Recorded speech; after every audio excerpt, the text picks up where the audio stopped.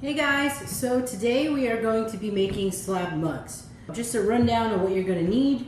You're going to need your slip brush, serrated rib, fettling knife, some kind of round container. This could be a cup, it could be this is just an old yogurt container, so something round. You'll need your rolling pin, some extra clay, and then you want to prep the slab. The first thing I prepped was just a spare slab part. I didn't actually use my slab board. I just rolled out a little bit of a slab, trying to stay with the same thickness of what ends up coming out of your board. And then I went ahead and I prepped another slab length piece, but instead of cutting these up to making your little squares, I actually left it whole. Get as much of the length as you can throughout the entire board. Okay, first you're gonna take that round object and place that over that extra scrap piece of clay that you've rolled out.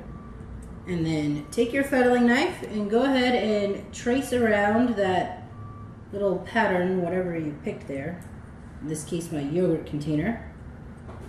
I'm not cutting all the way through this time. I'm doing the scoring thing where, just in case I mess up, I don't have to go back and redo an entire slab. Score first, and then you can go back and cut later. And again, remember, if you mess up your scoring, you can always just take a finger, blend that score mark away, and start over again. Once you've done that, go ahead and cut through.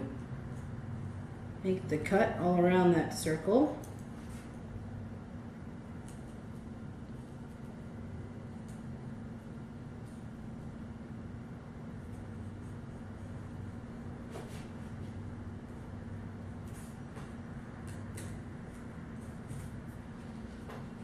And then you have a round bottom that's going to become the base of your mug.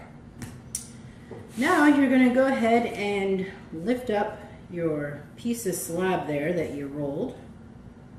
And we're going to just set the board aside. Do a little tester here. This is actually going to be going around here. Make sure that you've rolled enough slab long enough to make this go all the way around and complete a circle. If you don't have enough, then maybe you have to get a smaller base. Your base you're using is a little too big. That's a good tester. What I'm going to do is, so I don't have to work with all this extra slab, is I'm just going to put a little guideline where those two meet. And then I can use the edge of my board to just give me a straight line and cut off that excess. Go. Now, as always, we're going to score and slip our pieces.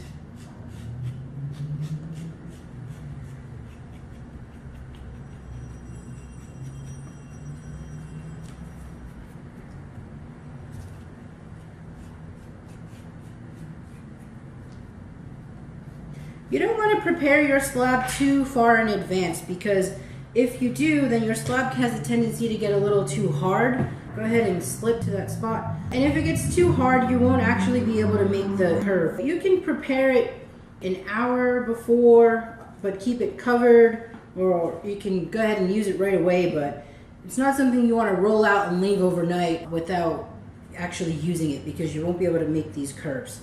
Once you've done that and you've added your slip, let's try and do this from the front so you guys can see. You're going to go ahead and just place that all around. And when it comes together, you'll have a little bit of an overlap, and that's okay.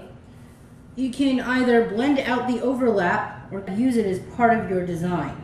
So for me, I'm going to go ahead and use a finger mark to blend them to make that as part of my design that I have going on the mug. Now, once you've done that part, of course you want to go around with your fettling knife, blend out the bottom. Make sure it's nice and all the way around your piece.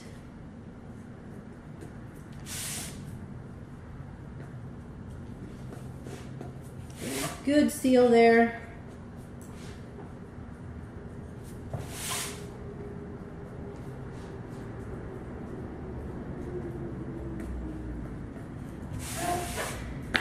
And as extra reinforcement, you're going to want to use some of that excess clay to go ahead and roll out a little coil and get in there in the inside and pump a coil all around the bottom base. Otherwise, you're going to have a bottom that may just detach itself, fall apart in the kiln, or even before it makes it to the kiln. So grab some extra coil and go ahead and get into the bottom of your cup. Get that nice and secure.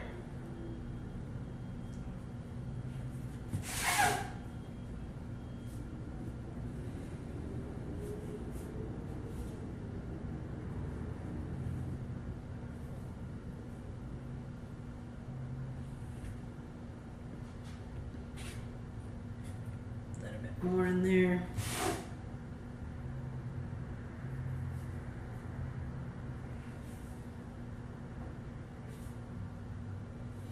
Now, while you're also inside blending that bottom, you're going to have that seam line from where the two pieces matched. That for sure you want to go in and make sure you blend all the way down. You can use your fettling knife and just make a good solid connection.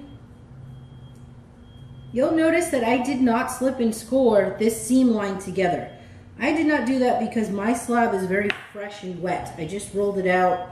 I didn't need to slip and score that line. If you do prepare your slab a while in advance, you definitely want to add some scoring and some slipping at that seam line so that it doesn't separate on you.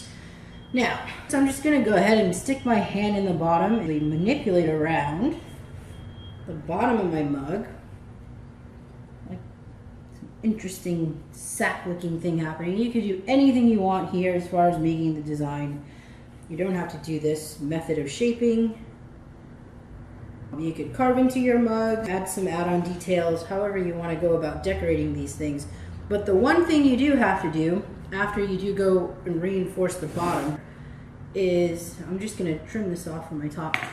You're going to have to thin out this rim a little bit. I mean, this is pretty thin already using your board, but this is going to be a little bit chunky around the lips if you're going to actually drink out of this thing. So I'm going to take my fingers and I'm just going to go around and lightly pinch around the edge and thin out that rim just a bit so it can become a little bit more comfortable when you're using it as a drinking cup.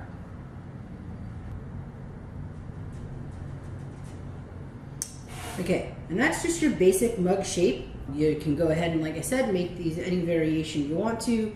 The next thing I am going to show you though is how to make a handle to go along with this mug.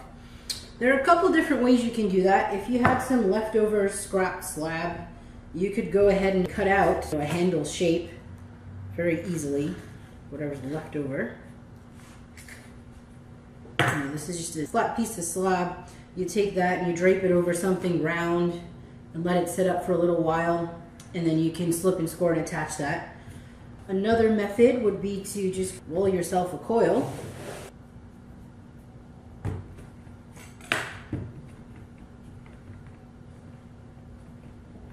And then again, take that and drape it over something round. I'm just using my rolling pin here. The thing with the coil is you have to be careful that you don't make it too thin so that it actually breaks off, and you can't make it too thick, right? It can't be anything thicker than the handle of your fettling knife. That's our rule of thumb. Coil sometimes not the best option. If you like the round aesthetic and you need it to go along with it, just keep that in mind, that you don't want it to be too thick and you don't want it to be too thin. The other method I'm going to show you is called pulling a handle. All I have here is just a bucket of water, and then you're going to need a chunk of clay. You're going to hold the bigger chunk of the clay in your hand and then squeeze out just a small amount, kind of like you're making a coil, but not quite. And then what you're going to do is, getting your hand wet and getting the piece of clay wet, you're just going to start pulling on the clay to thin it out and using the water to make it nice and smooth. Now if that happens, no problem. Just chuck it out and add a little bit more from the top and pulling. Now I'm just going to take my thumb and run it down using that water to help with the moisture, to flatten it out and give it a nice little groove here. Now once you've done that, you'll just break off your handle and again lay it over something round and let that set up. You're going to want your handles to hold its shape a little bit. So this is the point where once you've set it up, maybe you wrap your mug in plastic and then make your handle, set it aside for 15 minutes in the sunlight before you can go ahead and attach it. So that way it holds its shape. I prepped the handle a little bit earlier today, so I'm gonna go ahead and show you how to attach this handle. Go ahead and mess around with where you think you want it to go, and then when you're ready, you're just going to score and slip.